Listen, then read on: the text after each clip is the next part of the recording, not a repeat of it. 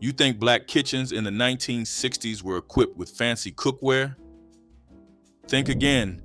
Most families owned one pan that did everything, and that pan was cast iron. It wasn't just cookware, it was inheritance, survival, and legacy forged in heavy black metal. Here are 30 reasons why cast iron skillets mattered so deeply. The inherited skillet carried more than cornbread and fried chicken. It carried generations of memory embedded in its blackened surface. When young brides in the 1960s received their grandmother's cast iron pan, they weren't just getting cookware, they were receiving a family heirloom that survived the Great Migration and the Depression. These skillets arrived wrapped in newspaper, their surfaces smooth as glass from years of seasoning. The weight of the pan was the weight of responsibility, tradition, and belonging. Some bore scars from wood stove cooking decades before, handles worn smooth by ancestral grip. Mothers taught daughters to maintain them, warning against soap while demonstrating proper care with oil and cloth. These skillets connected kitchens across time, making each meal a conversation with those who cooked before. Seasoning rituals transformed bare iron into kitchen gold through patience and tradition passed quietly between generations. Black mothers in the 1960s understood that a properly seasoned skillet was worth more than any pan with fancy coatings. The process began with coating the surface in lard or shortening, then placing it upside down in a hot oven for hours while the house filled with the smell of polymerizing fat. This wasn't just maintenance, it was ceremony. Children watched as mothers rubbed oil into warm iron after each use, building layers that made surfaces naturally non-stick. A well-seasoned skillet could fry eggs without sticking. The black patina told stories of hundreds of meals, each layer a record of breakfasts served and dinners shared. Sunday dinner centerpiece meant the cast iron skillet sitting proudly in the kitchen, producing meals that brought families together after church. In black households during the 1960s, Sunday was sacred for worship and eating, and cast iron was essential to both. The morning began with biscuits baked golden, then fried chicken during the afternoon, and cornbread with collard greens by evening. One skillet did the work of 3 pans, heat evenly distributed and surface ready for whatever came next. Grandmothers commanded these skillets with confidence, knowing exactly how hot the oil needed and when to flip each piece. Children gathered around the stove, understanding that Sunday dinner was about technique as much as fellowship. The skillet was the altar around which food traditions were preserved. The cornbread tradition demanded cast iron. Nothing else would do for proper Southern cornbread with its signature crispy crust. Black families in the 1960s knew true cornbread required a screaming hot skillet greased with bacon drippings, creating that golden bottom crust that crackled when cut. The batter was poured sizzling into the hot pan, immediately beginning to set and crisp. No other cookware could achieve this effect. Not aluminum, not glass, not any newfangled materials that stores tried to sell. The cornbread came out steaming, edges pulling slightly away from the pan, bottom a deep bronze that shattered perfectly. Every grandmother had her recipe memorized, adjusting flour and cornmeal by feel. The skillet was the secret ingredient no recipe ever mentioned. Feeding large families affordably required creativity, and the cast iron skillet made stretching ingredients possible. In the 1960s, Black households often had 6 or more mouths to feed on limited incomes, and the skillet became essential for transformation. A small amount of meat could feed everyone when fried crispy and served alongside gravy made in the same pan with flour and drippings. Rice soaked up flavorful fond, scraped from the surface. One chicken stretched across meals when every part was fried golden and nothing wasted. The skillet's ability to go from stove top to oven meant casseroles could be prepared without buying additional pans. Mothers calculated exactly how much oil was needed, never wasting a drop. Feeding a family well on little money required that heavy black pan. The only wedding gift that lasted was often the cast iron skillet given by mothers to daughters starting their own households. While other gifts broke or wore out within years, the cast iron pan from the 1960s wedding was still cooking dinners decades later. Young brides received these skillets knowing they represented trust, the belief that they would feed their families with the same skill their mothers demonstrated. Some skillets came already seasoned, carrying flavors of the mother's kitchen into the daughter's home. Others arrived new, requiring the young wife to build her own seasoning through years of cooking. The skillet outlasted marriages, houses, and careers. It moved from apartment to apartment, always present, always reliable. The weight of cast iron reminded young women they belonged to something larger. Fried chicken perfection was only achievable in cast iron, a truth every black cook in the 1960s understood. The heavy pan held heat steady, preventing temperature drops when cold chicken was added to hot oil. This meant the crust set immediately, sealing in juices while creating that signature crunch. Other pans cooled too quickly, resulting in greasy, soggy chicken that absorbed oil instead of frying in it. Cast iron maintained the precise temperature needed for perfect results every time. The seasoned surface added subtle flavor no other pan could replicate, a taste people described as grandmother's cooking without understanding the science. Chicken pieces emerged golden brown and shattering crisp, meat juicy and tender beneath the crust. This was physics and chemistry working through cast iron's heat retention.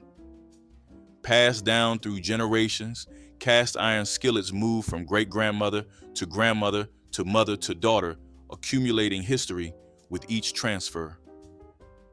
In black families during the 1960s, these pans represented continuity during tremendous change.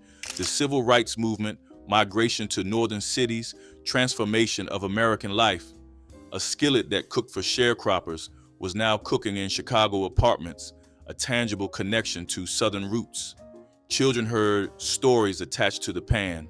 The meal grandfather proposed over, the Christmas dinner during the war, the first Sunday supper in the new house up north. Each scratch was a chapter in family history. Some families traced their skillets back to Reconstruction, passed from freed ancestors to descendants. The pan outlived everyone who used it. The economic equalizer sat in kitchens rich and poor, producing meals of equal quality regardless of income. Cast iron skillets cost little but lasted forever, making them accessible to black families across all economic levels.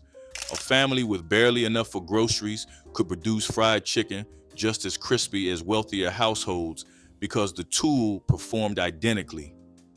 This was cooking democracy. The skillet didn't care about circumstances, only technique. Mothers who worked multiple jobs and mothers who stayed home both wielded the same heavy pans, producing meals that nourished children equally. The skillet required no expensive maintenance, no replacement parts. It represented the one kitchen item everyone could afford and master. In the 1960s, when inequality shaped American life, cast iron remained stubbornly equal. Cast iron and the Great Migration traveled together as families moved from the rural South to northern cities throughout the century. Black families, packing belongings for Chicago, Detroit, and New York, included grandmother's skillet among essentials. The weight was significant, space precious, but the pan was non-negotiable. It represented cooking traditions they refused to abandon, flavors of home they would recreate in cramped kitchens, far from cotton fields and country churches. The skillet arrived in new apartments still seasoned with Southern cooking, ready to fry fish from different waters and chicken from unfamiliar butchers. Children born in northern hospitals learned to cook on skillets that had known Georgia red clay.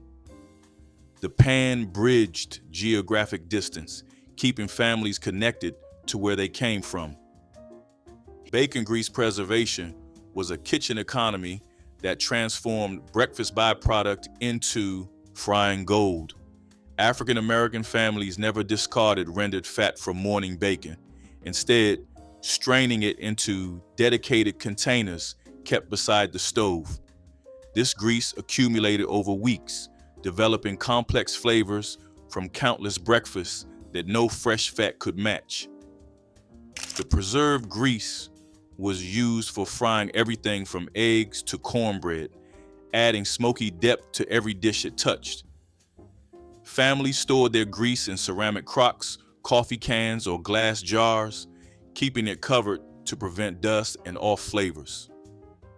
The oldest grease was used first while fresh additions settled at the bottom, creating a rotating system ensuring nothing spoiled.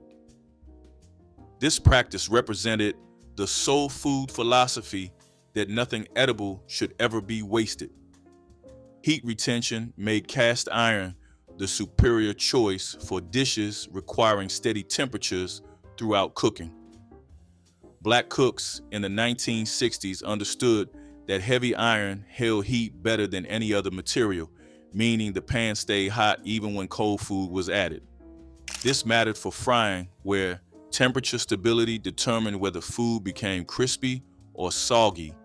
The thick metal distributed heat evenly, eliminating hot spots that burned some portions while leaving others undercooked. Cornbread baked uniformly from edge to center. Chicken fried consistently regardless of position in the pan.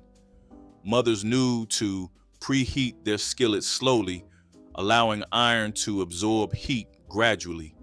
The same pan that fried breakfast sausage could immediately receive pancake batter without adjustment. This reliability made cast iron indispensable. Stovetop to oven versatility meant one pan could handle nearly any cooking method, saving money and space in small kitchens. Black families in the 1960s often lived in apartments with limited storage, making multi-purpose cookware essential. The cast iron skillet moved seamlessly from burner to oven, starting dishes on the stovetop and finishing them under broiler heat. Cornbread began in hot grease on the flame, then transferred to the oven for even browning. Frittatas started with sautéed vegetables before eggs were added, and the whole pan slid into the oven. Cobblers bubbled on the stovetop before baking. This versatility eliminated the need for multiple specialized pans. A single skillet could braise, fry, bake, roast, and sear. Families without much counter space appreciated having one reliable tool instead of cluttered cabinets. The lid steam method finished thick pieces of fried meat by trapping heat to cook interiors without burning exteriors. African American cooks understood that large chicken pieces or thick pork chops needed more than surface frying to reach safe temperatures throughout. After achieving golden crusts on both sides, cooks would reduce heat and cover the skillet briefly, allowing trapped steam to penetrate inward. This technique required careful timing because too much steaming softened crispy coatings. Experienced cooks lifted lids periodically to release excess moisture while checking internal doneness. The method was especially valuable for bone-in pieces where meat near the bone cooked slowest. Mastering the lid steam technique meant serving fried foods that were perfectly crisp outside while thoroughly cooked within. Durability beyond any other cookware made cast iron a lifetime investment that repaid its cost thousands of times over. Black families in the 1960s couldn't afford to replace broken pans regularly, so they chose cookware that simply never broke. Cast iron didn't dent like aluminum, didn't chip like enamel, didn't scratch like coated pans. Dropped on the floor, it might crack tile, but emerged undamaged itself. Left on a hot burner too long, it simply got hotter without warping. Used daily for decades, it only improved with age as seasoning built up. The same skillet that cooked for grandchildren had cooked for their parents and grandparents before them. This permanence represented economic wisdom, spending once on quality rather than repeatedly on disposable alternatives. In households where every dollar mattered, cast iron was smart. Blackstrap molasses cakes and upside-down desserts achieved their signature caramelization only in cast iron's intense heat. Black bakers in the 1960s knew that certain desserts required the skillet's unique properties to achieve proper results. Pineapple upside-down cake needed the bottom sugar layer to caramelize into amber syrup, something only cast iron's heat could accomplish. The butter and brown sugar melted together in the hot pan before fruit was arranged and batter poured over. When inverted, the cake emerged with a glossy, caramelized top impossible to replicate in glass or aluminum. Cobblers bubbled more intensely, their crust crisping better against the iron. Cornmeal cakes developed deeper color and richer flavor. These desserts became family specialties, their success depending entirely on grandmother's cast iron pan. Church basement cooking relied on cast iron skillets brought from home by women preparing meals for hundreds after Sunday services. In black churches during the 1960s, fellowship halls became community kitchens where the ladies' auxiliary fed entire congregations. Women arrived carrying their personal skillets, each one seasoned and trusted through years of home cooking. The church might provide institutional pots, but the skillets were personal tools. Fried chicken for 50 people required multiple pans working simultaneously, each woman commanding her own familiar iron. The results were consistently excellent because every cook knew her own skillet's personality, its hot spots, its quirks, its perfect temperature. These communal meals strengthened congregations, and cast iron made them possible. The absence of harmful chemicals made cast iron safer than newer cookware emerging in the 1960s marketplace, while stores promoted aluminum and non-stick pans as modern improvements. Black grandmothers remained skeptical of untested materials touching their food.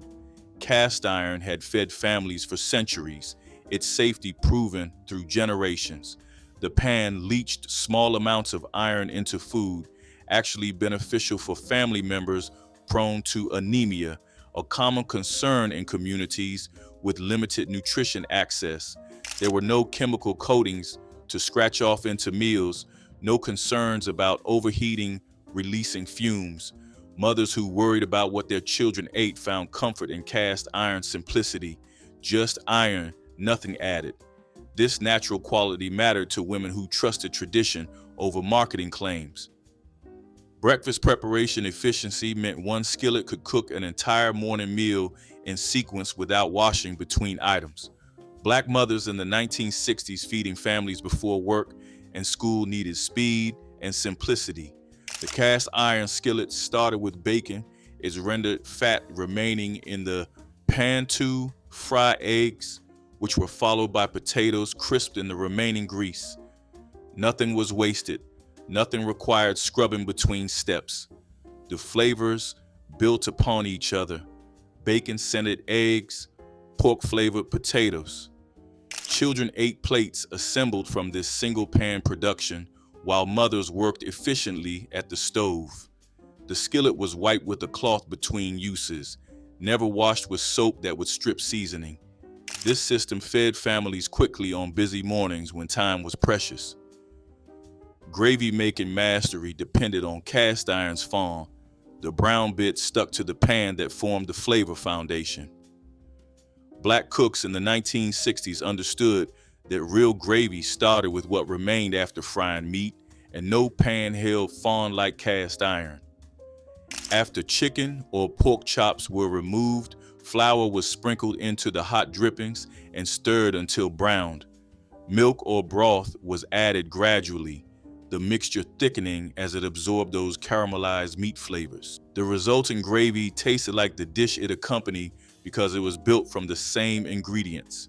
This wasn't gravy from a packet. It was gravy earned through proper cooking technique. Biscuits swimming in this gravy became meals themselves. The skillet's textured surface held far better than smooth modern pans ever could.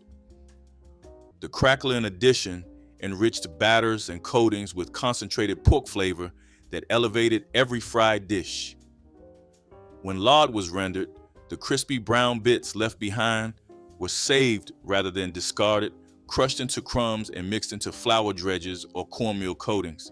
These cracklings added bursts of salty, porky richness throughout the breading that surprised with each bite. The technique worked particularly well with fried fish and chicken, where the crackling pieces created textural contrast against tender meat. Some cooks stirred cracklings directly into cornbread batter before frying it in hot fat. Others sprinkled them atop finished dishes as a final garnish. The practice represented the soul food commitment to extracting maximum value from every ingredient. Nothing that could add flavor was ever thrown away. The smell of home was cast iron and hot grease, an aroma that announced dinner and triggered memories across decades. Black children in the 1960s could identify what was cooking before entering the kitchen. The particular scent of bacon fat in seasoned iron, the sweet char of cornbread crust forming, the crackling perfume of chicken frying. These smells embedded themselves in memory, becoming forever associated with safety, family, and belonging. Adults who moved away from home would catch a whiff of cast iron cooking in a restaurant and feel transported back to childhood kitchens. The skillet's surface absorbed and released decades of cooking aromas, each meal adding to the olfactory history. No new pan could replicate this layered fragrance. The smell of cast iron cooking was the smell of love made tangible. Teaching children to cook began at the cast iron skillet, where young hands learned the weight of responsibility alongside the weight of the pan. Black mothers in the 1960s understood that cooking skills meant survival, and cast iron was the classroom. Daughters stood on stools to reach the stove, learning to gauge oil temperature by sound and sight. Sons were taught to flip pancakes without spatters, to respect the heat, to clean properly. The skillet was heavy enough to demand attention, no careless movements allowed. Children learned patience, waiting for proper preheating, learned consequences from touching hot handles, learned pride from successfully feeding siblings. These lessons transferred beyond cooking into discipline, attention, and care. The cast iron skillet was the first serious tool many children were trusted to use. Campfire and outdoor cooking made cast iron essential for family reunions, church picnics, and summer gatherings held outside. Black families in the 1960s didn't leave their cooking traditions behind when they moved outdoors. They brought their skillets. Cast iron sat directly on campfire coals, on charcoal grills, on makeshift outdoor stoves built from cinder blocks. The same pan that fried chicken indoors, fried fish at the lake, cooked breakfast at the campsite, prepared pork chops at the family reunion. This portability meant familiar flavors traveled everywhere. Children ate the same cornbread at outdoor gatherings that they ate at home, maintaining consistency and comfort. The skillet's ability to perform identically regardless of heat source made it the only pan families needed, whether cooking in their kitchen or in a park pavilion. The crowding prevention method was fundamental knowledge that determined whether fried foods emerged crispy or soggy. African American cooks understood that adding too many pieces to hot oil dropped the temperature dramatically, causing food to steam rather than fry. They worked in small batches, often 3 or 4 pieces at a time, maintaining high heat necessary for proper crust formation. This patience contradicted the desire to finish quickly, but results justified the extra time. Between batches, cooks allowed oil to return to proper temperature before adding more food. Some used the bread test repeatedly throughout cooking to monitor heat. The method required standing at the stove longer, but families who rushed learned quickly that crowded pans produced limp, greasy food. Rural kitchens without reliable electricity depended on cast iron's ability to work over wood fires and coal stoves equally well. Many Black families in the 1960s South still cooked on wood-burning stoves, especially where electrical service was unreliable. Cast iron was designed for this cooking. It had worked over open flames for centuries before modern ranges existed. The pan sat directly on hot coals or wood stove surfaces, its heavy bottom distributing uneven heat into consistent temperatures.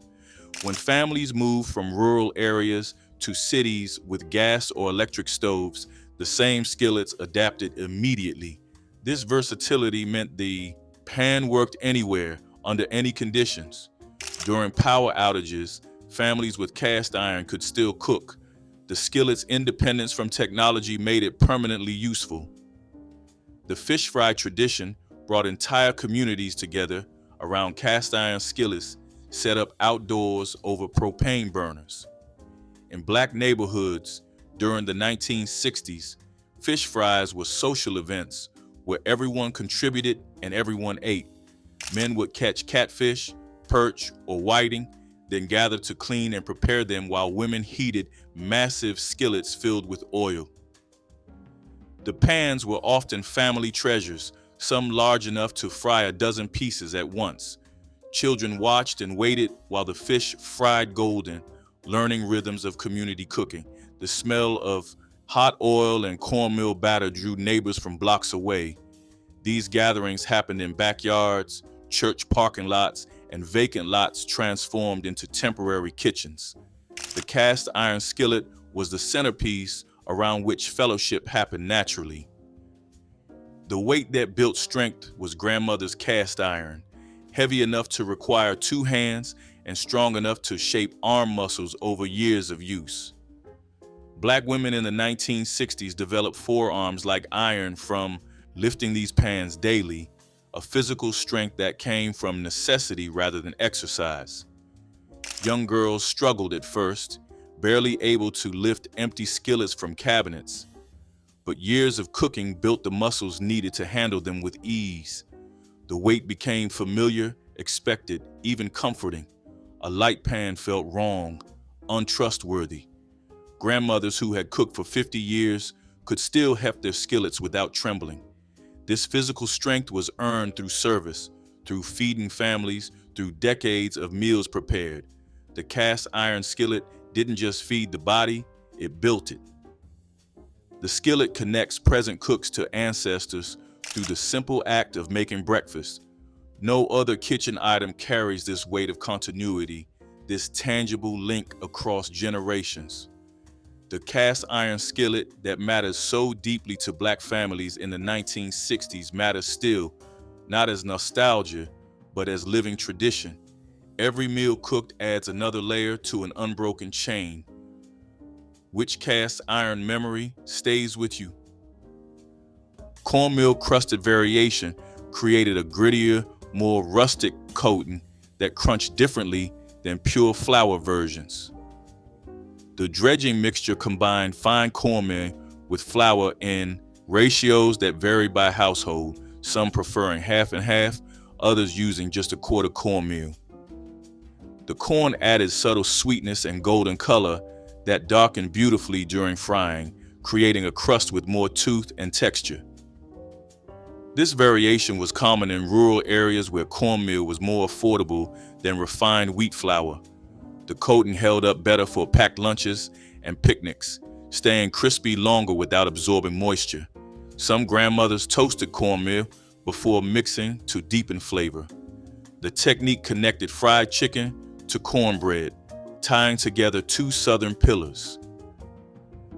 Preheating low and slow was essential wisdom that separated experienced cooks from beginners in Black kitchens of the 1950s.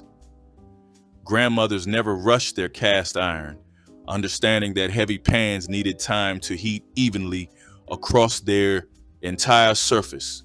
A skillet placed over high flame developed hot spots that burned food in patches.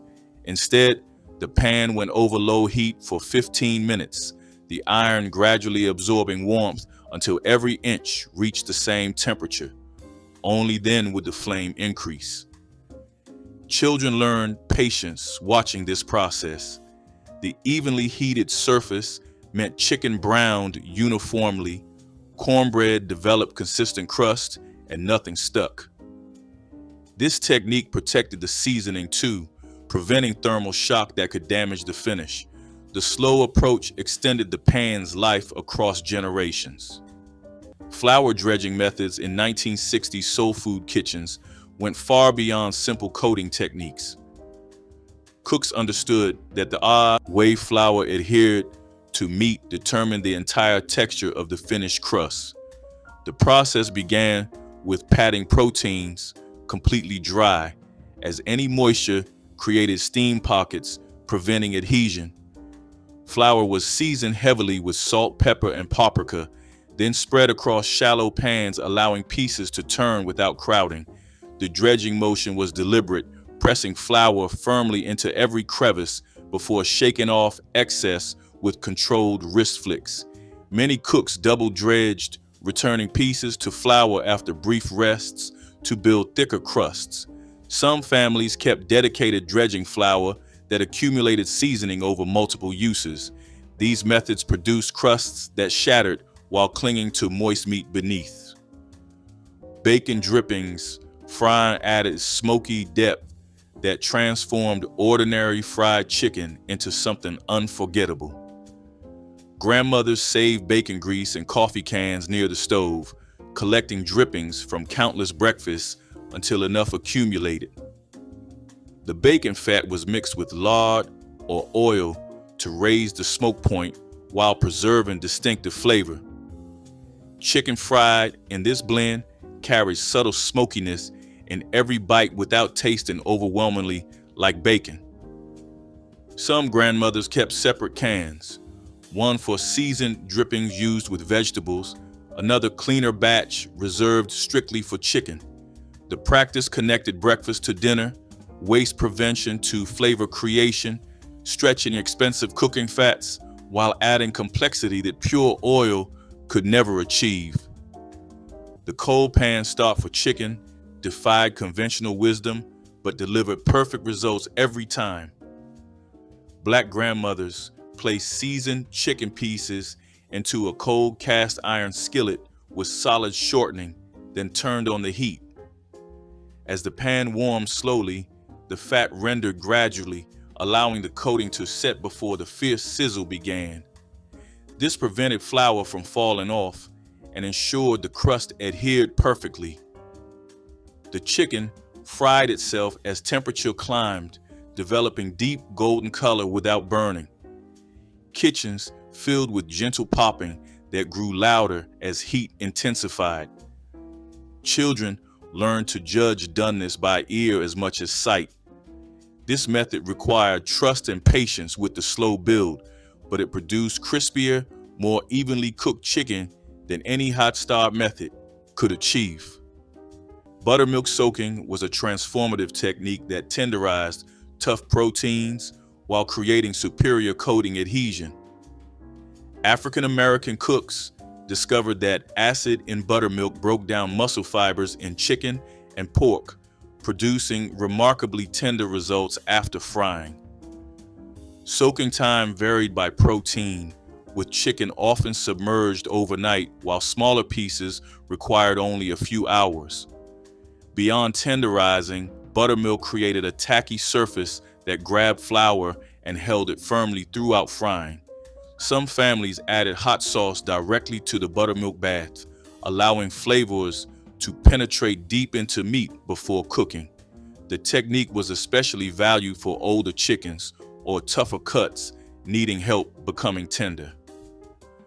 Buttermilk soaking became so essential that many cooks considered this step non-negotiable for proper soul food. Cast iron seasoned skillet technique meant the pan itself contributed flavor built up over decades of use. Grandmothers never washed these skillets with soap. They wiped them clean, heated them dry, and rubbed them with oil to maintain the black coating. The seasoned surface created natural non-stick properties that let chicken release perfectly without tearing the crust. Heat distributed evenly across the heavy bottom, eliminating hot spots that could burn some pieces while undercooking others. Some grandmothers used the same cast iron their own grandmothers had cooked in, making each piece a connection to generations past. The pan's weight kept oil temperature stable when cold chicken was added, preventing the soggy crust that came from temperature drops. The bread test for oil temperature was how Black grandmothers knew exactly when their grease was ready without any thermometer. A small cube of stale bread dropped into hot fat told the whole story. If it sank and sat motionless, the oil needed more time. If it browned too quickly, the heat was too high. But when that bread cube floated immediately, sizzled steadily, and turned golden in about 60 seconds, the grease was perfect for frying. This technique had been passed down through generations who never owned thermometers. Grandmothers could also read oil by watching its surface shimmer and ripple. Children learned to recognize that particular sizzle sound that meant perfect temperature. The bread test was simple, reliable, and cost nothing. Proof that good cooking came from observation rather than equipment. Cast iron pre-seasoning rituals were sacred practices that transformed ordinary pots into legendary frying vessels. Before any oil touched the skillet, grandmothers would heat the empty pan slowly over low flames, allowing iron to warm evenly and release moisture from its pores. This process took 20 minutes of gradual heating before fat was added. The preheated iron created a frying surface that sealed batters instantly rather than allowing them to absorb excess grease. Families passed down specific instructions about when the pan was ready, often describing the moment when a water drop danced and evaporated within seconds. Many cooks wiped the heated surface with cloth dipped in lard to reinforce seasoning before each use. These rituals created non-stick surfaces that no modern coating could ever match. Buttermilk overnight soak was the foundation that separated amateur fried chicken from the real thing. Chicken pieces were submerged in thick buttermilk mixed with salt and sometimes hot sauce, then covered and left in the icebox overnight. The acid in buttermilk broke down tough muscle fibers while salt penetrated deep into the meat. The result was chicken that stayed tender and juicy even after high heat frying. Some grandmothers added a beaten egg to help coating stick better, while others swore by soaking for 2 full days. The soak seasoned meat from within, meaning every bite carried flavor instead of just the crust. Children never witnessed this step because it happened late at night, making the final product seem like pure kitchen magic. The Splatter shield with pot lids was practical protection Black grandmothers used against hot grease burns while monitoring their frying food. A lid held at an angle over the skillet deflected spitting oil away from hands and arms while allowing steam to escape and letting cooks watch browning progress. This technique required skill. Holding the lid too close trapped steam and made food soggy, while holding it too far offered little protection. Grandmothers developed steady hands from years of practice, able to flip chicken one-handed while the other held the shield. Children were warned repeatedly about grease burns and taught this defensive technique before being allowed near the stove. The pot lid method also caught grease vapor, keeping kitchen walls cleaner. Every kitchen already had one. Lard rendering and storage techniques were essential knowledge that determined the quality of every fried dish coming from African American kitchens.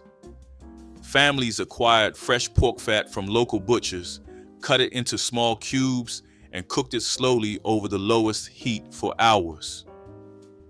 The process required constant attention, stirring regularly to prevent scorching, while fat liquefied into pure white liquid gold.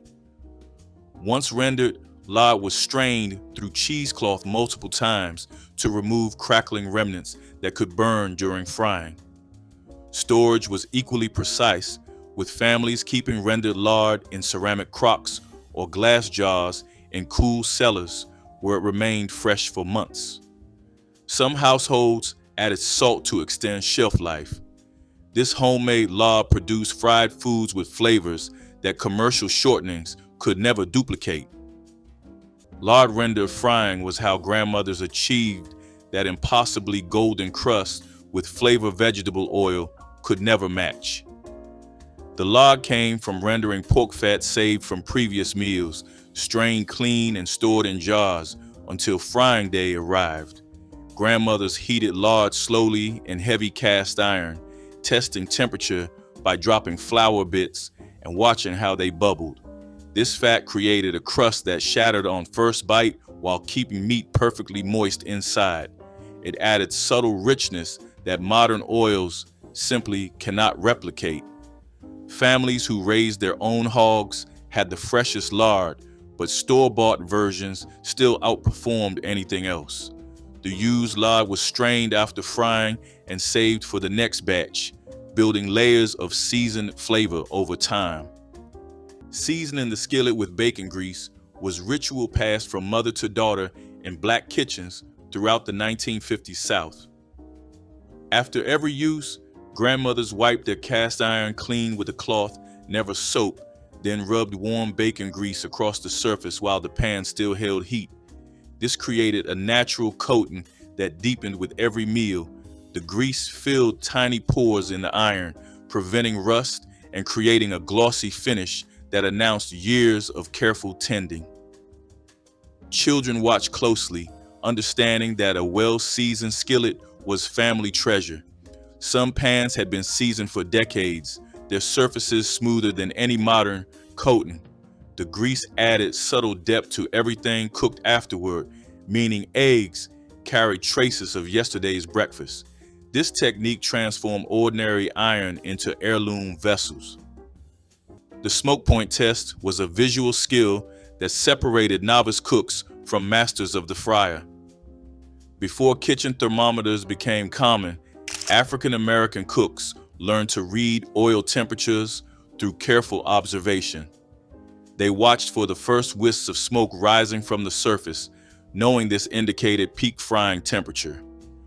Too little heat meant soggy, grease-soaked food, while too much smoke meant burnt coatings and bitter flavors. Experienced cooks developed intuition for the exact shimmer and movement of properly heated oil, describing the moment when the surface seemed alive with tiny ripples. This knowledge passed through demonstration rather than written instruction, with mothers guiding daughters to recognize subtle visual cues. Mastering the smoke point test guaranteed perfectly golden fried foods every time. Church social bird was fried chicken, prepared specifically for after-service gatherings where reputation was at stake. These chickens were selected for uniform size, so every piece cooked evenly, seasoned generously, because food would sit on tables for hours. Grandmothers started Saturday night soaking birds and mixing seasonings, so Sunday morning meant only coating and frying. The chicken was fried darker than usual to stay crispy at room temperature, packed in towel-lined baskets rather than covered containers that trapped steam. Every grandmother had competitors at these gatherings, and empty platters told who won. Children learned early that taking from another family's basket was serious violation. This chicken represented a grandmother's entire culinary reputation. The grease-saving ritual was sacred practice in Black kitchens where nothing went to waste. After frying, grandmothers let grease cool slightly, then strained it through cheesecloth into ceramic crocks kept beside the stove. This collected grease contained concentrated flavor from countless meals, bacon, chicken, fish, all mingling into liquid gold. The containers were never washed, only replenished, creating layers of seasoning that deepened over months. When cooking began, a spoonful of saved grease went into the skillet first, adding depth that fresh oil could never provide. Children understood this murky fat represented economy and flavor combined. The ritual continued daily without fanfare, simply part of kitchen rhythm. Modern cooks might cringe, but this technique delivered taste that made even simple vegetables memorable. Drop it in the comments, hit like, and subscribe to keep these kitchen traditions alive.